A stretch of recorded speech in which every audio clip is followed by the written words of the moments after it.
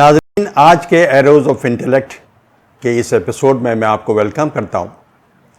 آج مجھے آپ کے سامنے مشہور تصنیف، ایک مشہور کتاب big magic creative living beyond fear by Elizabeth Gilbert کا ایک بنیادی آئیڈیا، بنیادی تصور سے آپ کو متعارف کرا رہا ہوں۔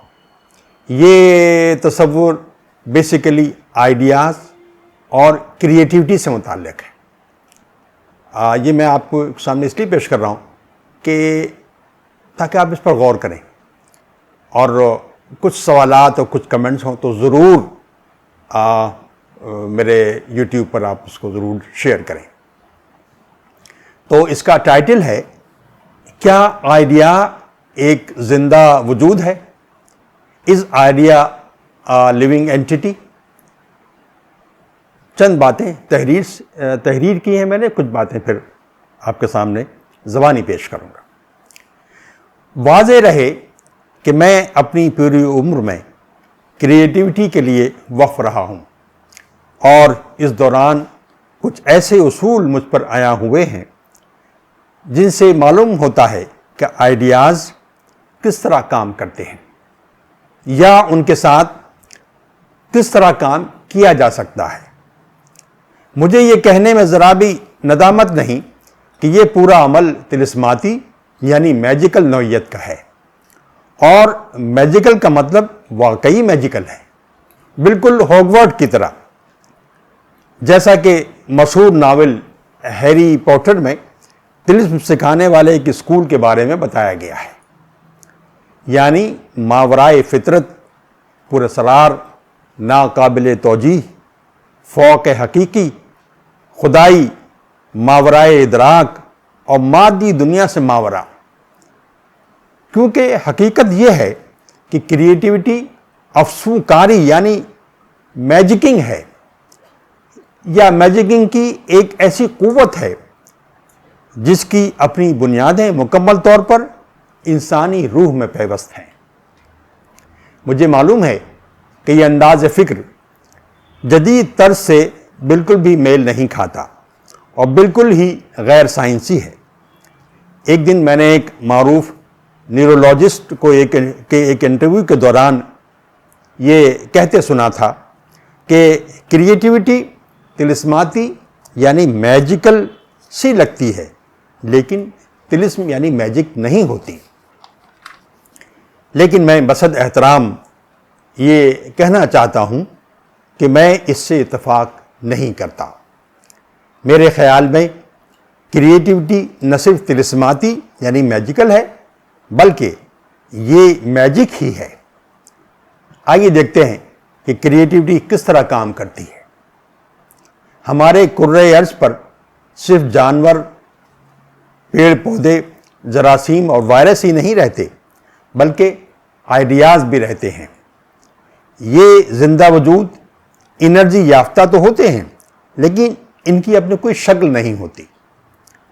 آئیڈیاز کا کوئی مادی وجود نہیں ہوتا، لیکن ان میں شعور ضرور ہوتا ہے، اور یقیناً ان میں ارادہ بھی پایا جاتا ہے۔ آئیڈیا کا اظہار بس ایکائکی ہوتا ہے، اور اسی دنیا میں اس کا اظہار صرف اور صرف انسان سے مل کر اور اس کے تعاون اور اشتراک کے ذریعے ہی ہوتا ہے۔ انسانی کاوش کی بدولت ہی ایک آئیڈیا اپنے لطیف دائرے سے باہر نکل کر واقعی دنیا میں قدم رکھتا ہے۔ ہوتا یہ ہے کہ آئیڈیا مدت دراز تک ایک قسم کے بھور میں رہتا ہے، تاکہ ایسے انسان اسے مل جائیں جو اس کے ساتھ اشتراک کر سکیں۔ میں یہاں ہر قسم کے آئیڈیا کی بات کر رہا ہوں، وہ چاہے آرٹ سے متعلق ہو یا سائنس، صنعت و تجارت، اخلاق اور مذہب، یا سیاست سے ہی کیوں نہ ہو۔ اور جب کوئی آئیڈیا کسی ایسے انسان کو پا لیتا ہے، جیسے مثلاً وہ انسان آپ ہی ہیں، اور وہ یہ سمجھ لیتا ہے کہ آپ اسے اس دنیا میں ظاہر کر سکتے ہیں، تو یہ آئیڈیا آپ پر آشکار ہو جاتا ہے، اور آپ کی توجہ پانے کی کوشش کرتا ہے۔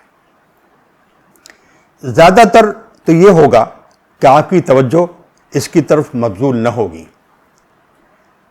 یہ اس لیے کہ آپ خود اپنے معاملات، الجھنوں، اضطراب، خطرات اور ذمہ داریوں میں مصروف ہوں گے، اور اس قسم کی کوئی تحریک آپ کو متوجہ نہ کر پائے گی۔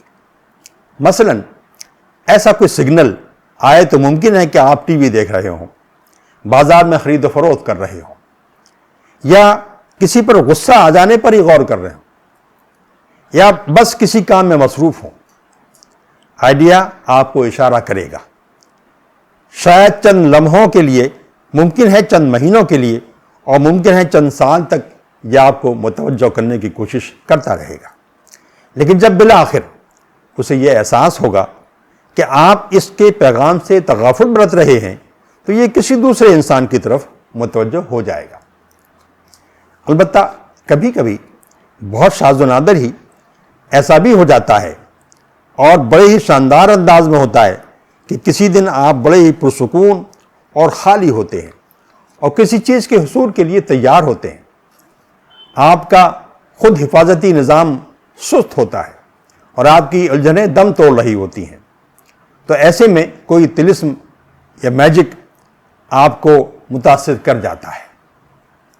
آپ کی تنہائی کو محسوس کرتے ہوئے آئیڈیا آئے گا اور آپ پر کام شروع کر دے گا، اور طبعی اور جذباتی اشارے بھیجنا شروع کر دے گا۔ مثلا بازو بے حس ہو جائیں گے، گردن کے پیچھے کے بال کھڑے محسوس ہوں گے، اعصاب ڈھیلے ہونے لگیں گے، خیالات سرگوشی کرتے محسوس ہوں گے، کسی سے جذباتی وابستگی اور اوہام آپ کو گھیرے میں لے لیں گے۔ آپ کے راستے میں آئیڈیا اتفاقات اور سکون ڈالے گا، تاکہ آپ کی دلچسپیاں باقی رہیں، اور یوں آپ کو اس آئیڈیا کی طرف متوجہ کرتی ہوئی تمام نشانیاں نظر آنے لگیں گی۔ آپ کوئی چیز دیکھیں گے، چھوئیں گے یا کریں گے، آپ کو اس آئیڈیا کی یاد آئے گی۔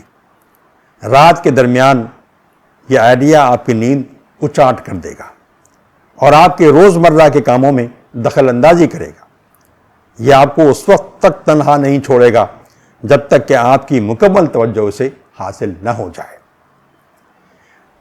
دوستو، بعض ایسے تجربات رپورٹڈ ہیں کہ کسی مصنف کے ناول کا پورا پلاٹ اور اس کی تفصیلات، بلکہ پیش نظر وہ تمام مقام جہاں ناول کا پورا بیانیہ وقوع پذیر ہوا، اس دوران کسی دوسرے مصنف کی تصنیف میں پایا گیا جس کی طباعت اور اشاعت کا زمانہ وہی ہے، اور مصنفین میں دور دور تک کسی قسم کے ربط کا کوئی امکان نہیں ہے۔ یہ مماثلت ناولوں اور بعض اوقات ڈراموں میں بھی بیان ہوئی ہے، دیکھی گئی ہے۔ ایک سوال یہ ہے کہ کیا ہم کسی نئے وجود سے متعارف ہونے والے ہیں، جو مادی تو نہیں لیکن شعوری ہے اور ارادہ بھی رکھتا ہے؟ شاید 21ویں صدی میں کوئی کلو ہمیں اس سلسلے میں مل سکے گا۔ اللہ ہمارا اور آپ کا حامی و ناصر۔